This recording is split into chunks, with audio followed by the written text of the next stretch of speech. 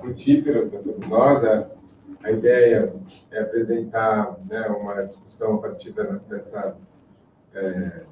intervalo, né, entre a arquitetura e a escultura, um pouco a proposta que eu fiz para a Adelina, a partir, né, da ideia de começar a discutir escultura, já que eu tenho trabalhado com isso lá no MUB, né, o Museu de Escultura e Ecologia. Então, eu preparei uma espécie de apresentação em que tem um lado mais histórico, introdutório, e depois algumas das coisas que a gente tem feito lá e as relações com a cidade, com a arquitetura, com o urbanismo. Para iniciar, eu trouxe essa imagem do Hélio Sica, Tropicália, uma das versões de montagem de Tropicália, né, que eu acho que é importante porque é uma espécie de abertura para uma arte ambiental, para uma relação com a cidade. Tem toda uma discussão ali de uma falência de um projeto construtivo, de uma utopia concretista que estava ali, né, nos anos 50, início dos 60, talvez ainda tinha, mas acho que uma reflexão também sobre a própria cidade de Brasília, não à toa ele chama de Tropicália, Caetano de Lourdes chama de Tropicália, depois a música que ele fez aqui, eu trouxe só a capa do disco, e deixo uma indicação para quem quiser discutir isso. Eu vou fazer uma coisa muito rápida, mas tem um livro do Celso Favareto, chamado Tropicália, Alegoria, Alegria, que é muito importante, né, para a reflexão sobre a noção da Tropicália e a questão da música, que tem aqui a junção dos baianos, Gilberto Gil, Caetano Veloso, Tom Zé, Torquato Neto, com os mutantes, né, a Rita Lee ali, Simone Batista. E só para iniciar, eu trouxe aqui eu não falo, eu trouxe aqui a letra da música do Caetano, Tropicália. Queria chamar a atenção muito rapidamente para algumas questões que talvez a gente possa depois rever, mas particularmente essa discussão. Todo mundo conhece a música aqui, eu nem quis trazer a música, né? Mas é tão tocada, conhecida. Eu quero chamar a atenção um pouco para essa relação com o monumento, com a cidade, com a arquitetura, né? Sobre a cabeça, os aviões, sobre os meus pés, os caminhões, a ponta a ponta de chapadores do nariz, né? Então fica um pouco clara essa contradição logo no primeiro verso, né? Entre os aviões e os caminhões, né? A ideia de que o sujeito está indo trabalhar para Brasília, né? Porque já eu organizo o monumento, eu oriento o carnaval, eu inauguro o monumento no Planalto Central do Brasil. Então, claramente, né? É uma referência. Eu acho que tá. É uma referência a. Eu achei que fosse o som aqui. É uma referência a Brasília, né? Ao monumento no Planalto Central do Brasil. E essa ideia de que esse sujeito que está aí sobre um caminhão, né, porque os pés dele estão, né, embaixo dos pés dele tem um caminhão, está indo no transporte de pau de arara, e ao mesmo tempo passa avião em cima da cabeça dele. Então tem essa contradição entre o moderno, que é o avião, e esse transporte precário do trabalhador que está indo lá, chamado de candango, foi assim que ele foi apelidado pelo Juscelino, né? Indo trabalhar ali em Brasília. Eu não pretendo fazer uma análise da letra como um todo, né? Eu só chamar a atenção um pouco para uma ideia de uma falência de um projeto em Brasília, essa falência, e Tropicália representa um pouco isso, a impossibilidade de uma cidade planejada, projetada, que era uma espécie de símbolo de um Brasil moderno e civilizado. A Brasília representou um pouco a utopia, né, de um país desenvolvido. Ele foi um pouco o clímax, o ponto alto, né, de um projeto que Juscelino, né, levou adiante sob o slogan 50 anos em 5, né, de pular as etapas do desenvolvimento, né, e que o Brasil conseguiria finalmente integrar o rol das nações desenvolvidas a partir, né, de um surto desenvolvimentista, com uma indústria pesada que desde os anos 50 tinha se instalado, né, a vinda da Volkswagen para o Brasil, a questão dos carros, né, o abandono da malha ferroviária, a implantação de uma malha rodoviária, que a gente paga o preço até hoje por isso, né, as estradas todas ligando o Brasil ali no centro do país. Então, acho que essa imagem Tropicália, na verdade, é muito mais eu digo que é a falência, porque ela vai para o caminho da favela, né? Tropicália são os barracos, basicamente, feitos de madeira, né? Madeirite, ou com chita, com panos, no interior daquele ali, à direita, há uma TV que fica ligada o tempo inteiro, areia com cascalho, brita, algumas plantas, ao fundo tem papagaio, que também é um pouco esse símbolo nacional, né, muito usado, né, até o Disney, quando vai escolher um personagem para representar o Brasil, para dizer carioca é um papagaio, né, então tem toda essa imagem, e no tempo uma desconstrução, né, daquele projeto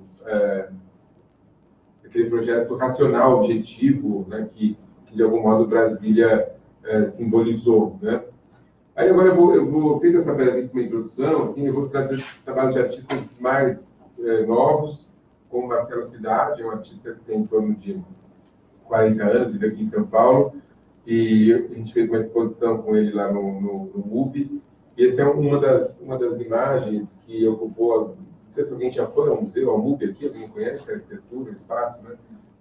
Ocupou a grande sala. Ele parte de Brasília também, né? Quando estava falando de Brasília, a partir da Tropicália, né? Já que tem a ideia do monumento de papel crepom em prata, que de novo essa oposição que está na letra do Caetano, tem a ideia de que o monumento é bem moderno, não combina nada com o meu terno, essa relação com a moda, né, que ele vai criando naquela letra. Mas o que o Marcelo Cidade faz? Ele simplesmente se vale dos caixilhos, né, da arquitetura do Niemeyer, que pode ser tanto a da Bienal de São Paulo, que é o mesmo, quanto a do STF, que tanto apareceu na TV, tem aparecido na TV nos últimos tempos, né?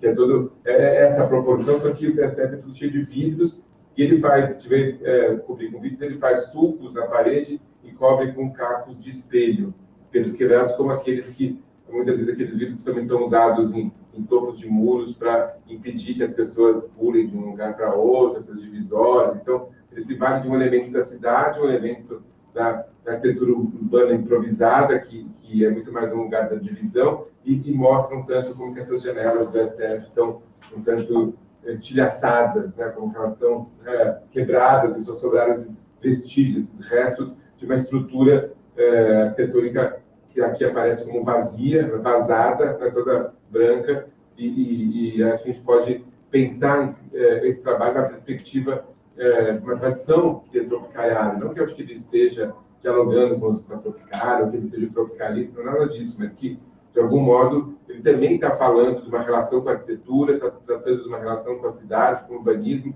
com a política, com o protagonismo que o STF tem adquirido desde o impeachment, o golpe, sei lá, para cá, e o modo como as instituições estão cada vez mais ameaçadas, em crise, e esse estilhaço da vidraça do STF, de algum modo, pode nos fazer refletir sobre isso.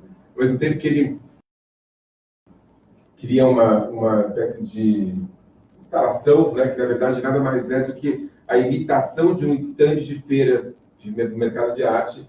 É um canto de uma feira, com uma parede em branco, com as luminárias típicas da feira, com o carpetezinho. E, claro, é também uma homenagem, uma citação de um trabalho muito famoso do Ciro Meirelles, que se chama Cantos Virtuais, né? Que é um trabalho do Marcelo Cidade anterior, é de 2018, mas esse aqui é de 67, 68, já tem uma distância ali, né, de 50 anos entre um e outro, né? Meirelles trabalhou uma série de trabalhos que ele modifica ali a relação entre uma parede e outra a partir de uma virtualidade que ele cria, de um jogo, de um espaço que é transformado, a partir da relação com o tempo. Mas o Marcelo Cidade está falando muito mais de como que esses cantos que tinham uma discussão sobre espaço e tempo se transformam numa discussão basicamente sobre mercado, sobre o modo como o mercado é protagonista hoje em dia, no campo da arte, a ponto de as grandes negociações se darem muito mais nas feiras, muito mais nos espaços comerciais, e não mais, né, numa discussão de uma variação imaginativa, de um cômodo doméstico, e que essas paredes esses encontros do rodapés que possuem aqui, né, que dá esse pouco estranhamento de uma geometria que é, de algum modo, colocada em xeque ali pelos espaços virtuais, que ele faz em escala real, naquele momento dos anos 60, que justamente nos ajuda a entender o próprio papel do objeto na arte, a perspectiva em torno do movimento, em torno do que será chamado de instalações que vai surgir naquele momento, basicamente da relação entre espaço e tempo. E aí o Marcelo continua com ele, né, foi só uma relação ali com o Silvio, porque ele está discutindo a partir de talvez possa chamar-se de escultura, já que é a palavra, né, mas vê que uma escultura no sentido muito aberta, né, porque são ícones do consumo, são carrinhos do mercado, que eles fecham e abrem, um entra um pouco dentro do outro, e certamente ele está falando muito mais de uma relação com o consumo e de um esvaziamento, talvez, dessa escultura como espaço público, como construção de espaço público, e essa relação como consumo. Eu acho que esse outro trabalho deixa bastante evidente. Todo mundo deve ter visto essas grades colocadas na cidade em épocas de corridas, de maratonas ou de eventos que a cidade faz ali para Ibirapuera, eles colocam uma série de grades, ele cria uma espécie de monumento, né, a partir do empilhamento dessas grades, ou seja, é um monumento que fala sobre de novo, né, sobre os impedimentos, sobre as barreiras, as grades que existem, que impedem o corpo de atravessar. Claro, no museu também ele cercado, né, no museu que tem também grade, uma cidade toda gradeada, onde todos nós nos fechamos com medo uns dos outros, e o espaço público fica o espaço abandonado do perigo, e nós todos salvos em nossas casas, todos presos com grade. De algum modo, essa obra nos ajuda a entender, né? Ela tem algo escultórico, mas ela está tratando da cidade, talvez uma falência de um projeto de cidade. Isso é que a gente pode falar em projeto, porque não existia um projeto de cidade, né? A cidade foi feita sem projeto, na verdade é isso. É a falência da própria noção de projeto, de um crescimento desordenado, muito rápido, né? Em meio século, essa cidade, assim, mais do que triplicou de tamanho, né? Uma coisa absurda, e claro, com isso a violência, com isso as questões da desigualdade, da pobreza e as limitações de acesso aos espaços que essas grades trazem. Dessa mesma exposição, a foto não está muito boa, o Marcelo Cidade ele simplesmente reparou que o forro do museu é todo feito com essas grades, ele abaixou as grades, né, do que era o forro e deixou isso ocupando o espaço, fazendo uma instalação ali no lobby, ali, que se chama aquela área.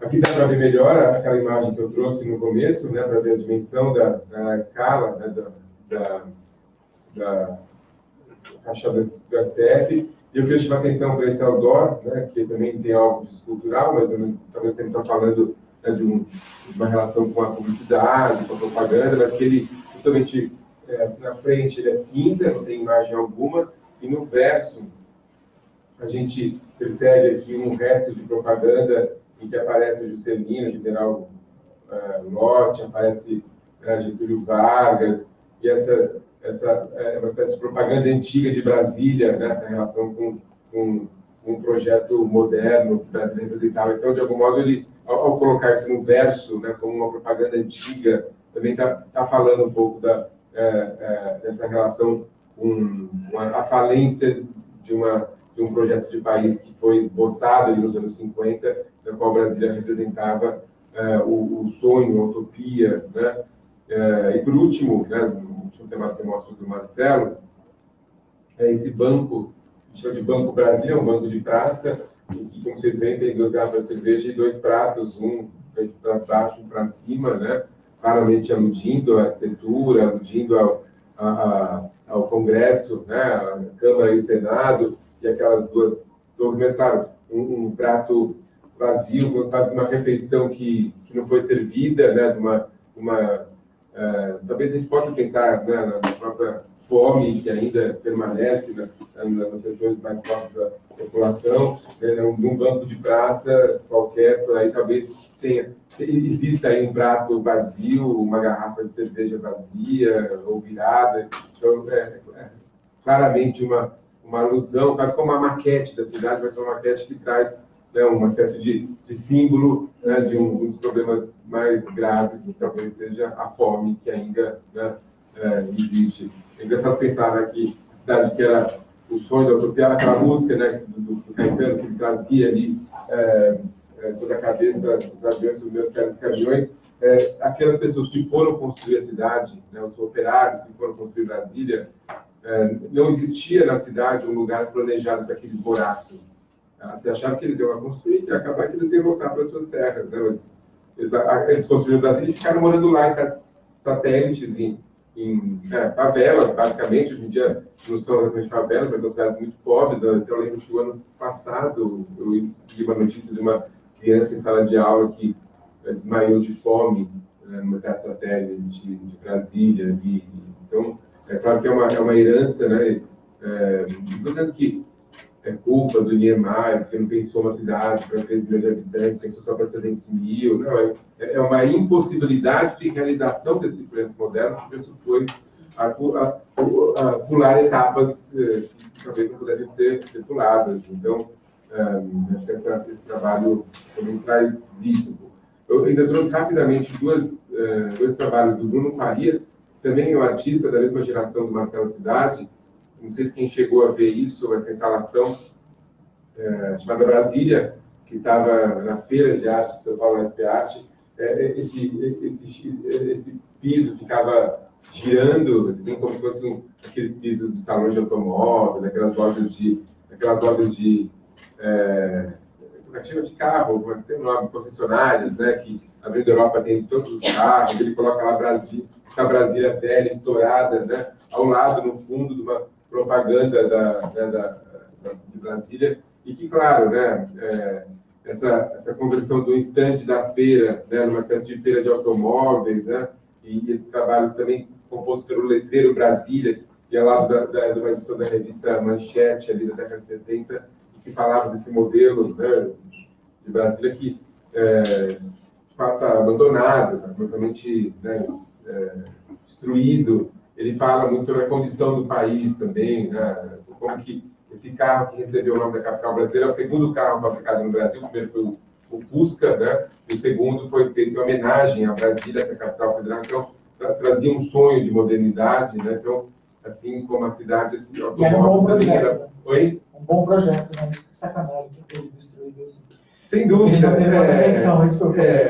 A Brasília e o Fusca são carros excelentes, né? São carros perto dos carros de hoje, né? São carros resistentes, mas afinal que essa promessa de progresso e modernidade que Brasília, não só o carro, mas a cidade representava, né? Hoje Brasília é um sinônimo de corrupção, é um sinônimo de uma cidade que feita para carros, basicamente, não é uma cidade para pedestres, né? Não dá para caminhar muito em Brasília, mas ele vira aqui uma sucata, ele é exposto como uma sucata que retrata um projeto falido de país ou de modernidade, né? Então, ele tem algo de escultural, mas ele é muito mais amplo que essa noção de escultura, tanto que a referência aqui da aula, embora o título seja entre escultura e arquitetura, talvez a palavra seja a instalação, o trabalho ambiental, porque não estou partindo de esculturas, eu estou partindo, né, de uma manifestação ambiental que era a Tropicália, estou trazendo trabalhos que têm uma ocupação do espaço que não pressupõe essa tradição da escultura fechada em si mesma, mas justamente uma relação com o entorno, a apropriação de elementos que já estão dados, né, como o próprio carro,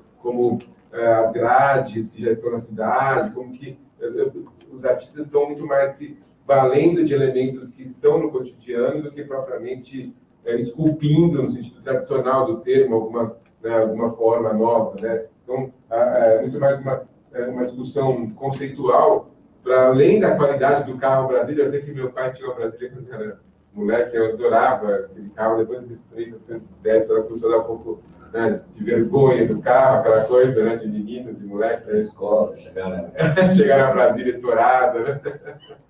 Mas é um pouco, né, uma provocação, claro, né? Eu não tenho um presidente, como foi o Collor que falava que os carros aqui são carroças, né? Lembra dos anos 90, que tinha um sonho de modernidade, mostrando que agora o Brasil vai para frente. Sempre a gente está está nessa eminência de se tornar um país desenvolvido. Então, agora vai, depois, e nunca se torna, e nunca, esse sonho, né, nunca se realiza plenamente, uma impossibilidade, né, que acho que a arte, de algum modo, tem explorado, né, essas frustrações, esses fracassos todos. Né? Pena que a obra acaba estigmatizando, ou seja, fecha a discussão ao invés de abri-la. Você acha essa obra aqui, não?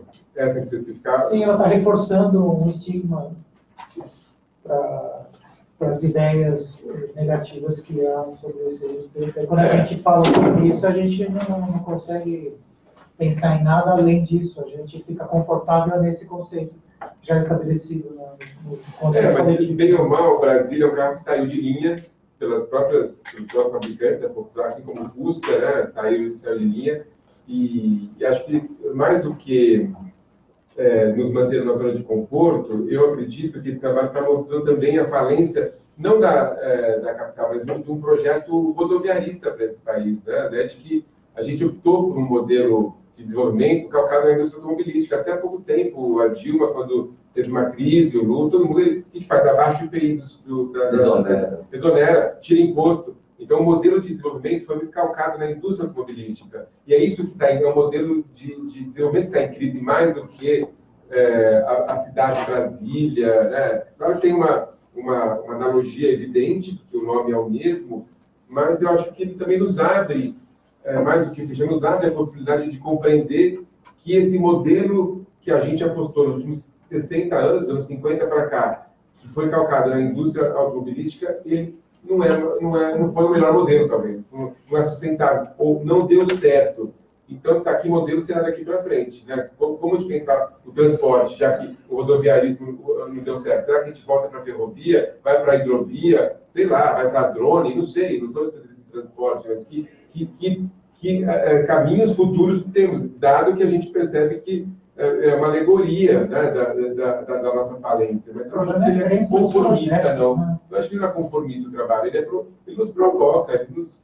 Eu acho que o objetivo também é trazer incômodo, né? Incomoda, sem dúvida que incomoda, né? Você olhar uma coisa você que acha depara tão com legal, isso, você quer sair disso, né? Você não quer entrar nesse carro, você quer vivenciar, você quer ver além do que as possibilidades. Então, conforto. É verdade. Eu lembro de uma música famosa, aqueles Mamonas Assassinas, que tinha da Brasília Amarela, que também foi uma música muito...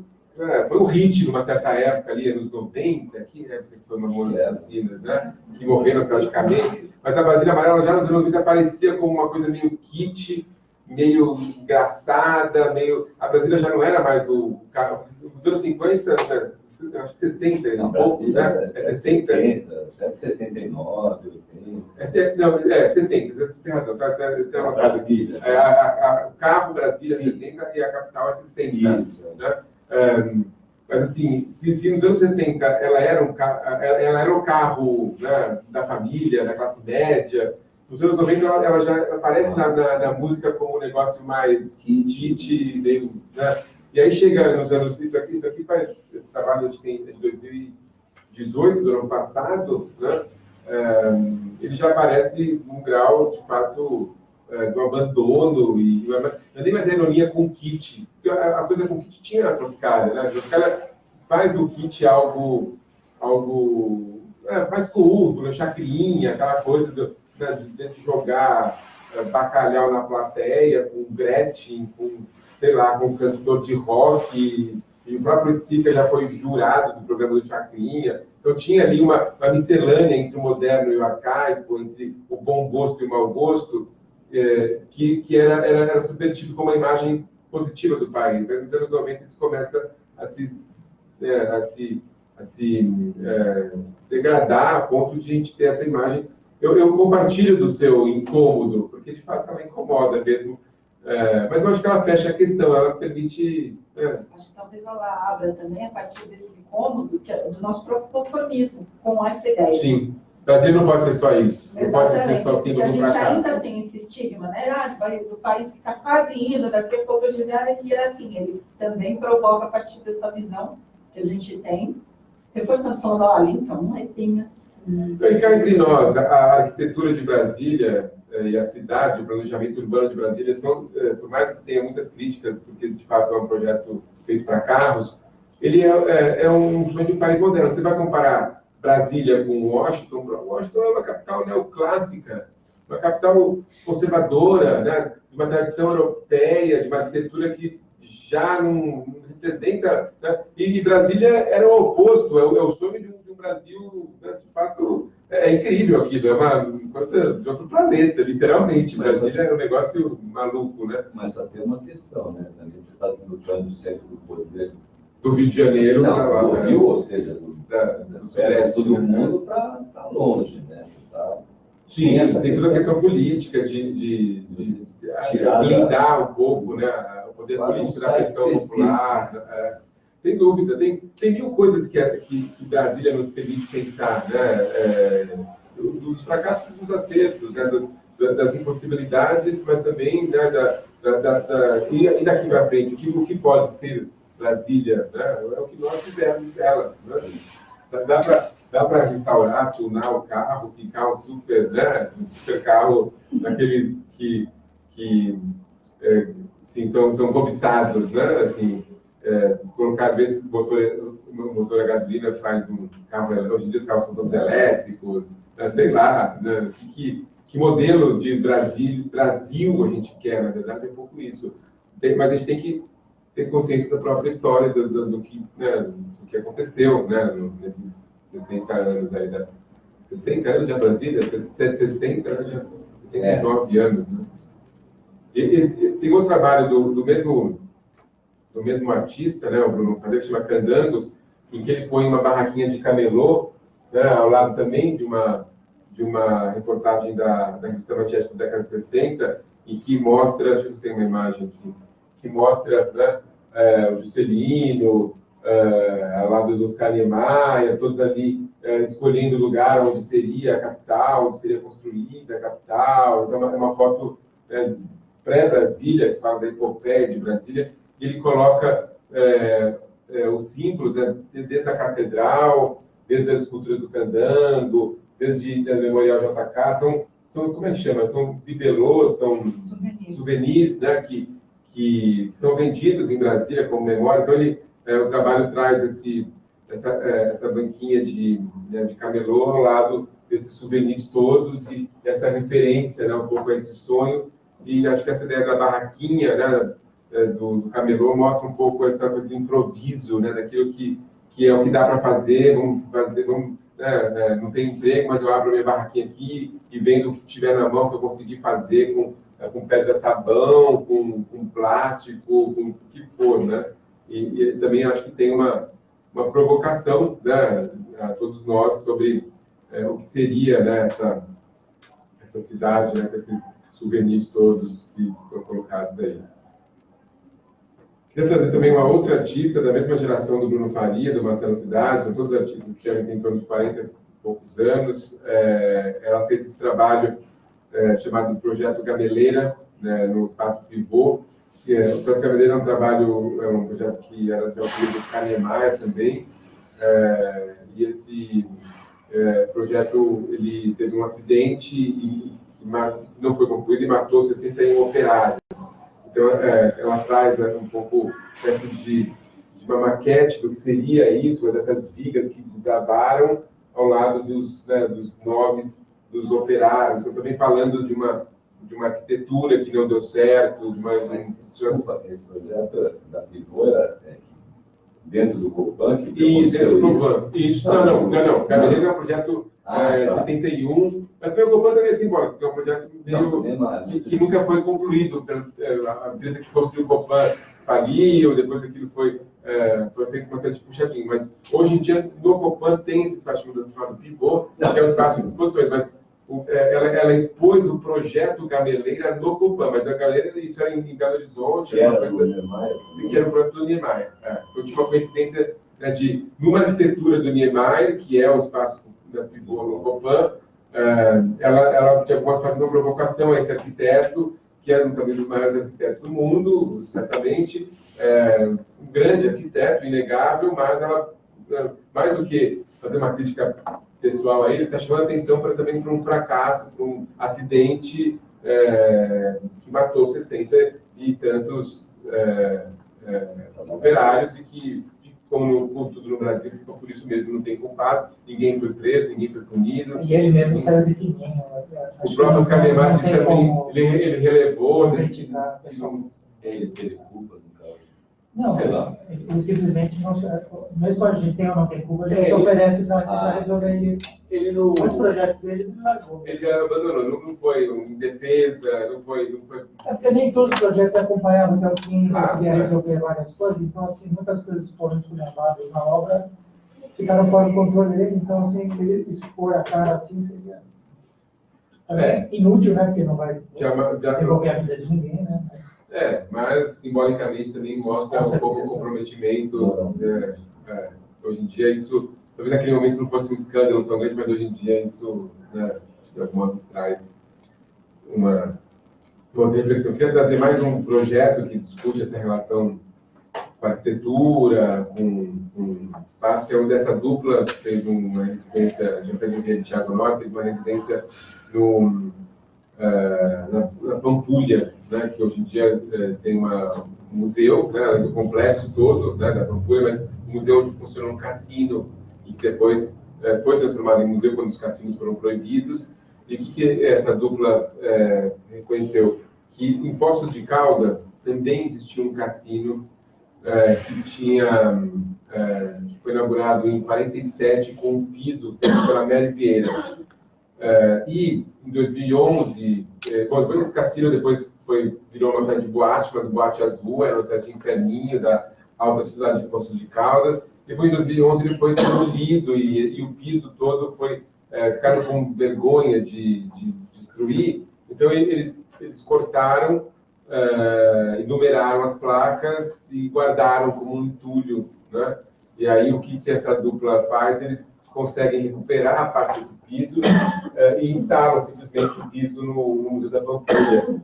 Então, eles estão discutindo também uma questão de patrimônio, né, de um patrimônio que o Brasil está sempre olhando, né, de um jeito como algo velho, né? A Mary Vieira é uma das grandes artistas modernas brasileiras e simplesmente por um projeto de reformulação se destruiu todo o piso e o bar e são ruínas de fato desse projeto e essa coincidência de que esse piso foi feito para um cassino e o museu acontece onde também era um cassino e no momento em que o conjunto da Pampulha foi tombado como patrimônio da Unesco, né, o mais alto que já é tombado nas esferas municipais, estaduais e federal, mas ele foi tombado como patrimônio da Unesco, então era uma provocação um pouco a todos nós sobre o que fazemos com o nosso patrimônio, como que a gente constrói e destrói as coisas do dia para a noite. Ao lado dessa mesma exposição, eles pegaram um pôster feito pela Mary Vieira, chamado Brasil Constrói, né, em alemão, e eles fazem depois o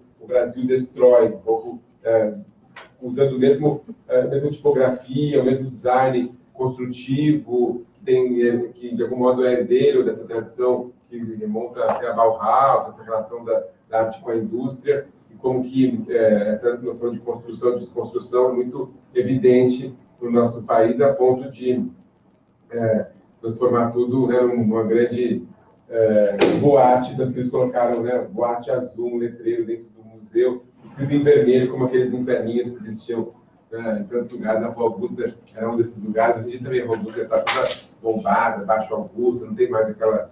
O Ocidente está em extinção, né? A especulação imobiliária chegou ali para... O Kilt é um clássico. O Kilt, que fechou também, né? Como é que chama? O prefeito, como que chamava? O prefeito de São Paulo, depois virou ministro, agora, 7, 8... Kassab? Mas era por especulação também. Uhum. Tem como a coisa da luz, que ele também estava propondo. Já trova a luz, também nunca foi para frente. Mas ali já era no início também. O Kilt não... Isso é a cidade, ela... O tempo todo. Né? E acho que São Paulo, particularmente, é uma cidade assim, né? A gente não tem uma tradição de preservação do patrimônio. Tudo fica velho, destrói e constrói outro, né?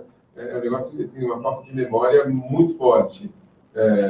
Completamente inacreditável assim, aos olhos de um estrangeiro que as coisas, os patrimônios históricos são tão descartáveis a ponto de qualquer coisa poder virar outra, passa um dia um prédio, passa no outro um estacionamento, depois então, de novo, é uma casa, é um estacionamento, depois um prédio, né? Assim, basicamente essa é a lógica. Bom, eu trouxe aqui mudando de arquiteto, né, de Niemeyer para Paulo Mendes da Rocha, né, já que o MUB é um projeto do Paulo Mendes da Rocha, eu trouxe algumas imagens de uma exposição que foi feita, né, pelo Guilherme Wisnik e por mim, né, foi curada, na verdade, um trabalho de artistas que, de algum modo, conversavam com essa arquitetura, traziam, né, reflexões sobre isso. Esse aqui é um trabalho do Carlinhos Carvalhosa, em que ele se apropria de postes feitos com troncos de eucaliptos e, de algum modo, faz uma escultura que se equilibra, se apoia nesses níveis. O museu é todo feito a partir de níveis e desníveis. Esse aqui é o térreo em relação à Alemanha, esse aqui é o térreo em relação à Avenida Europa, tem um lugar intermediário aqui, ele se valendo dessa espécie de vigas, de estruturas, de postes, que na verdade são árvores, então tem um pouco essa relação com o ambiente. Ele cria uma espécie de escultura que busca refletir as orientações, né, as verticais, as linhas que estruturam esse projeto em relação à própria rua Alemanha, que lá não é 90 graus em relação à Europa, aos ângulos todos que estavam colocados ali. Então, é um trabalho escultural, mas que está em relação a uma arquitetura, está conversando com esse projeto arquitetônico. Essa era a vontade do Carlos Carvalhosa, que é um artista, não sei se vocês já ouviram falar dele, mas que surge ali nos anos 80, a geração dos anos 80, lá do Bruno Ramos, o grupo da Casa 7, Rodrigo Andrade, Fábio Miguel, essa turma toda aí. Aqui tem outro trabalho do Daniel Stigman, aqui tem uma foto que já está um pouco melhor. Ele criou certas grades, certas estruturas vazadas, mas ele se baseia na própria planta do edifício e cria, a partir dos ângulos do próprio prédio, cria alguns padrões de grade que vão se repetindo, e ele coloca na rampa, buscando justamente uma espécie de obstáculo para quem está descendo ou subindo essa rampa, mas buscando um diálogo com a estrutura arquitetônica, né, do edifício. Esse aqui é um trabalho também que está pensando essa história da arquitetura, da Lídia Okumura, que é uma artista que começou a produzir nos anos 70, e é um trabalho muito projetual. Ele é feito com barbantes, né? Esses barbantes, eles têm alguns pontos, né, com parafusos que é uma única, um único fio que ela vai traçando na parede, e aqui, você dá para ver, tem umas placas de vidro que saltam da parede e que são contornadas por esse barbante, então cria uma espécie de estrutura e até nos lembra um pouco a relação arquitetônica de um projeto, algo muito próximo até a Catedral de Brasília, que tem uma estrutura semelhante, assim, embora isso tenha uma perspectiva, ela não aborda exatamente, né? Isso foi no MUB, essa exposição Pedra no Céu, que foi em homenagem um pouco ao Paulo Mendes da Rocha. Posterior foi em 2017 que ela... E a do Cidade foi... Foi posterior, a Cidade foi posterior, essa foi anterior. Ele tinha alguns trabalhos de artistas, né? Esse aqui é um trabalho do Nuno Ramos. Vou colocar aqui algumas imagens, só para vocês entenderem. Isso é um projeto nunca realizado. Vai passando algumas. Então, é só um estudo de um projeto chamado Em Penas, uma espécie de parque concebido para ser realizado numa fazenda em Barra Mansa, no Rio de Janeiro. E a ideia, por falta de recurso, acabou não sendo concluída, mas era fazer espécie de cortes, essas construções dos colonos, e inserir algumas empenas grandes, essas paredes lisas, algumas de aço, outras de vidro, outras de taipa e outras de concreto. E era justamente um projeto em que o Nuno trabalha com essa diferença de escala das casas e teria uma espécie de base e apoio. Tem um diálogo, talvez, com os trabalhos do próprio Mata Clark, que também fazia recortes das arquiteturas e criava inserções. Era um espaço que estava ali sendo projetado para um grande parque, as casas já eram desocupadas, mas isso nunca ocorreu. Mas eu achei que essa relação entre a arte e a arquitetura que ele traz, essas intervenções com grandes muros, paredes, sejam usando as técnicas mais tradicionais como a taipa, até, né, concretos, vidros. Parecia o Serra um pouquinho, né, também. E tem a ver com serra, essa relação com a paisagem, é verdade, tem as de concreto, né, tem tudo, ele não usa o metal que o Serra usa, né, essa coisa da fundição, mas sim, tem umas formas, né, tem um diálogo forte com essa tradição pós-minimalista do Serra, né. E aqui seria um pouco a vista geral do caminho e essas casas que teriam essas intervenções. Outro artista que eu queria trazer aqui é uma obra da Carmela Gross, que ela fez especialmente para o museu. Tem aqui um videozinho muito curto também que eu vou para vocês, que mostra um pouco, feito com drone. Na verdade, é um projeto que é invisível para quem passa na rua. Ele está sobre a marquise, né? Ele é feito para ver do céu. Por acaso lá é uma rota, por acaso não, ela fez isso porque lá é uma rota de avião, o Congonhas está muito próximo ali, então passa avião a cada 5 minutos, e seria uma espécie de obra feita para ser vista dos céus. E engraçado, né? Irônica essa ideia da palavra terra, escrita em azul. Claro que a frase famosa do Yuri Gagarin, né? A terra é azul, parece vir à mente um pouco, né? Mas ao mesmo tempo isso, ele está numa marquise, que é uma espécie de grande pedra flutuante ali, ela não tem, só tem os apoios laterais, muito poucos apoios, então tem um pouco essa ideia de elevar a terra aos céus, ao mesmo tempo que é um sinal para, né? Lembra um pouco aquelas linhas de Nazca, né? Aquelas inscrições feitas pelos povos primitivos para os deuses, para quem estava lá acima, mas na verdade isso é tecnológico, são luzes de LED, não tem nada de primitivo, mas tem justamente essa ideia de falar para cima, né? A obra, na verdade, ela é muito mais imaginada e conhecida por imagens do que propriamente vista, percebida. A própria artista, por questões de medo de altura, ela nunca subiu na marquise, nunca viu a obra de lá, né? Eu que subia para ela com a escada, tirava fotos, mostrava durante a montagem. Então, mas o que importa é justamente esse trabalho que é uma ideia, né? Um trabalho que é uma ação sobre a arquitetura, mas ao mesmo tempo é uma ação que estimula que a gente fique pensando no que poderia ser, né?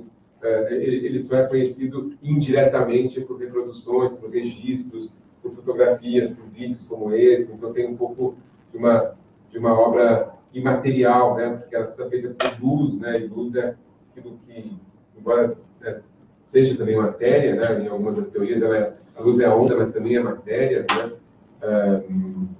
Os fótons, né, teriam indício de serem matéria, mas ela é impalpável, né? Ela só pode ser percebida com os olhos. Né?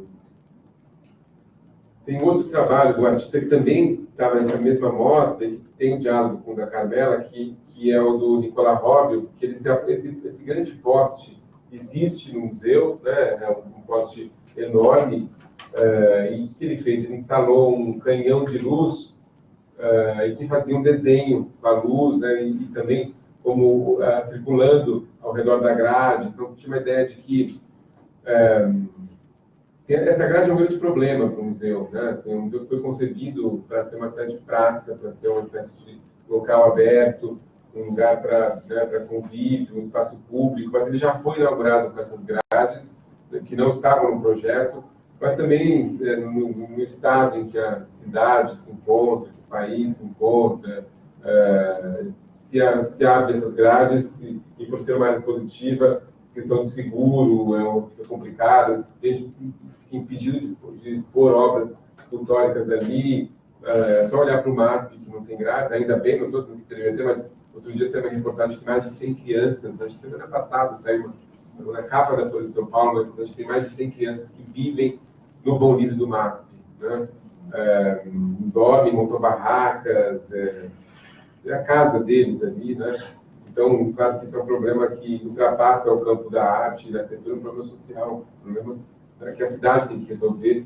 E é trágico pensar que todos os parques da cidade estão fechados, né? Do Parque Ibirapuera até a Praça Buenos Aires, até os parques mais menos conhecidos. Algumas pracinhas pequenas são fechadas com grades, com cadeados, porque a gente não tem uma... A gente tem problemas muito sérios a ponto de que o espaço público, de novo, é esse, né? Da insegurança. Isso é o contrário. Exatamente. Deveria ser, é o nosso sonho, né? E acho que esse artista provoca isso, porque que ele faz uma espécie de panóptico, né? Como se fosse uma vigilância de uma cadeia, ele põe essa luz que fica como procurando o fugitivo, o preso ao redor, o invasor, né? Assim, quem poderia entrar? Então, tem uma discussão de segurança. Cara, é um desenho que se faz com luz, no espaço aberto, mas dá uma, né, questionada assim, sobre esses limites, de onde começa o público e o privado. Ele nos faz refletir um pouco sobre essas questões a partir também de um trabalho, né, que é sobre a arquitetura, é sobre a relação da arquitetura com a cidade, é sobre o espaço público. Aqui tem outro trabalho do André Komatsu. André Komatsu, Nicola Robbio, assim como Marcelo Cidade, Alain Lima, são todos artistas dessa geração, talvez que tenha um pouco de 40 anos agora, e ele simplesmente, esse projeto, ele parte desse módulo, que é uma peça de piso elevado, ele está mais ou menos 50 centímetros da laje, e é um piso até que recolhe a água, para que esse piso seja liso, né? Ele não tenha, se tem alguma queda, ele tem que ter esses vãos, e aí o artista cria esses módulos e cria espécies de pequenos labirintos e de estruturas em que, como se essas placas tivessem sido levantadas, erguidas, e tivessem um pouco criando origamis, dobraduras, estruturas que têm algo de arquitetônico, mas também de desconstrução, né, desse lugar, né? Também é uma obra projeto, assim, no sentido de que essas são obras que não precisam ser guardadas, elas são destruídas e o dia que foram doadas para o museu, o dia que o museu quiser, ele pode refazer, porque as verdade são simplesmente placas de concreto. É muito mais caro você guardar isso, mas é uma técnica, um controle de umidade, temperatura, conservador, que vai lá ver o estado, do que você construir depois, né? São placas, na verdade, de MDF, simplesmente com um cimento ao redor delas, uma grade. Eu trouxe uma outra foto que mostra não só essa do André Komatsu, como mostra um outro trabalho da Laura Vinci, que também estava lá fora. Eu vou mostrar aqui um pequenino vídeo também desse trabalho.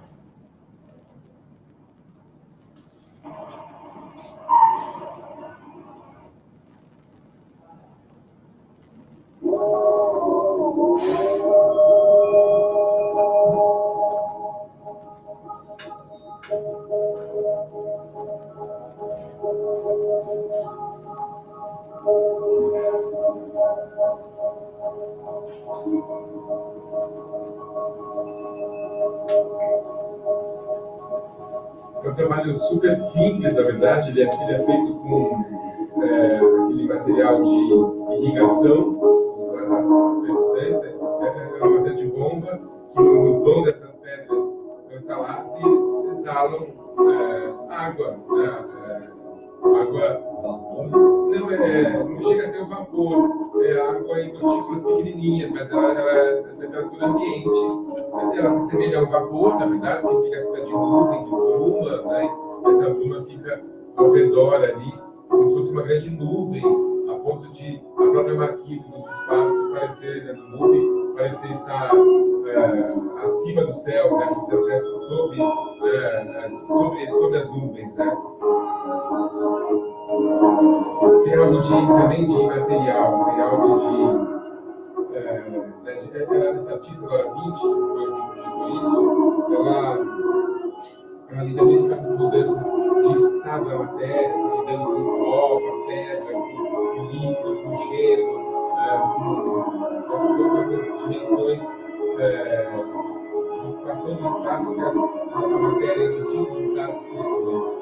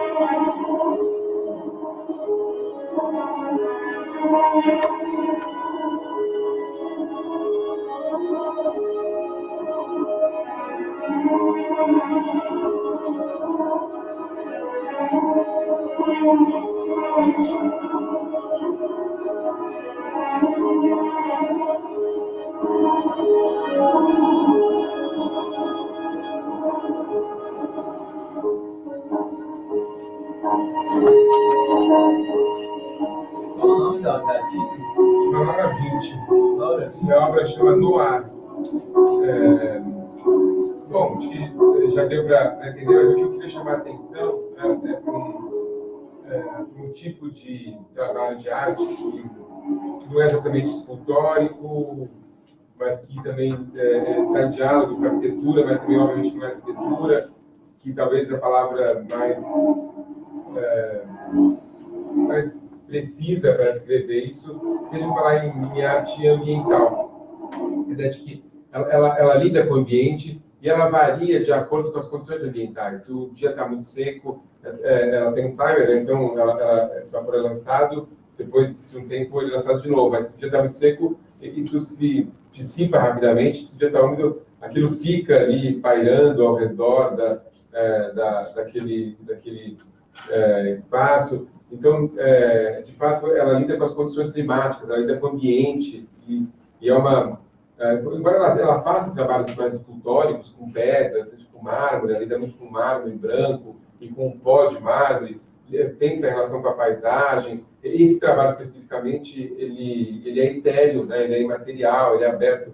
E eu queria chamar a atenção para um projeto que eu estou implantando lá, junto com a equipe do MUBI, de criação de um acervo de obras-projeto. Então, o MUBI é um museu de escultura, mas ele não possui, escultura e ecologia, mas ele não possui uma reserva técnica grande para guardar esculturas de grande porte.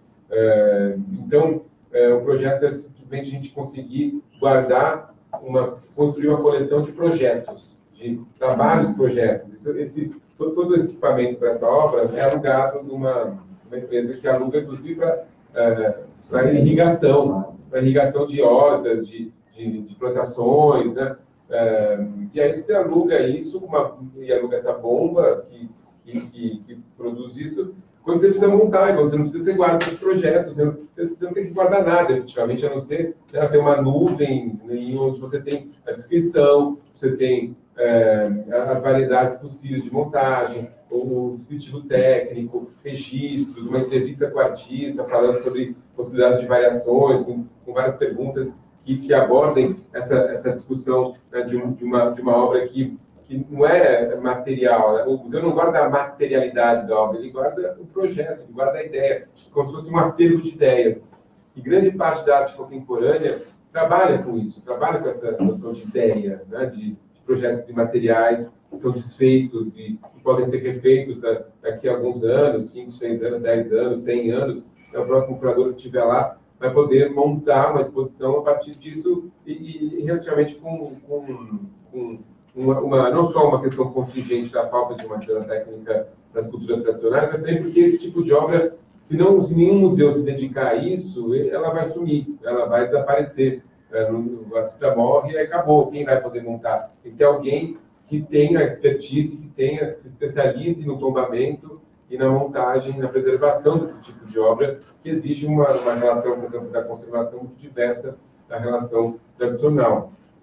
Os escultores tradicionais têm uma frase do Michelangelo, que ele falava, né, que o momento mais importante da escultura era a escolha da matéria, a escolha da pedra de mármore, porque na pedra já existia aquela forma que ele vai retirar o excesso para revelar. Na verdade, que quando ele escolhe uma pedra, ele já sabe o que vai fazer naquela pedra, porque existe uma essência, existe algo no interior daquela matéria que está pulsando e exige que ele retire aquele excesso.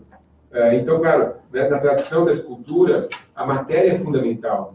Só que você vê que eu estou mostrando uma série de projetos aqui, né, especialmente esses últimos da Laura 20, o do Nicolau Roque Paludo, ou da Carmela Gross, né, em terra, ou do André Komatsu, as placas de concreto.